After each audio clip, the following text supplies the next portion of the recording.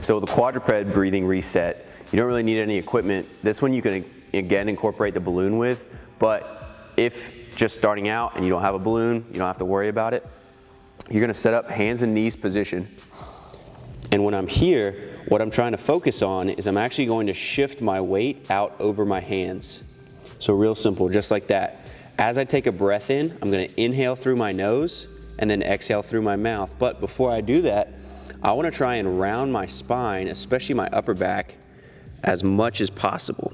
Just like that. So what I wanna think about is trying to roll my pelvis underneath me, take my zipper towards my forehead, any of those cues to really get myself out of that overextended position.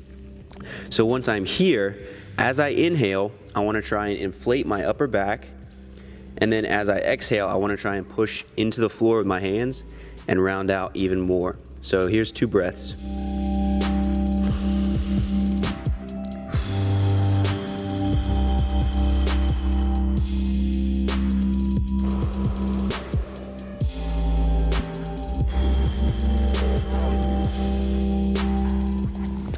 So really what you're trying to do there is you're trying to inflate this area just behind your heart. It's called the posterior mediastinum. And that's an area of the lungs that can typically get flattened over time. It's basically in your upper thoracic spine. So if you're a very overextended person and you kind of walk around in this position all day, when you're trying to draw air into the chest, you want to be able to inflate that area, because essentially congruency of the shoulder blade and the rib cage is basically like you're trying to create a curved environment on both. And when you have that good congruency, then you can have what's called a reflexive stabilization.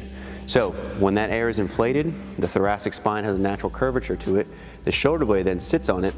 When you're going to overhead press, whether that be a snatch, push press, jerk, anything of that nature, when you have that good congruency, then as the shoulder blade needs to upwardly rotate, all of that musculature can fire and stabilize overhead.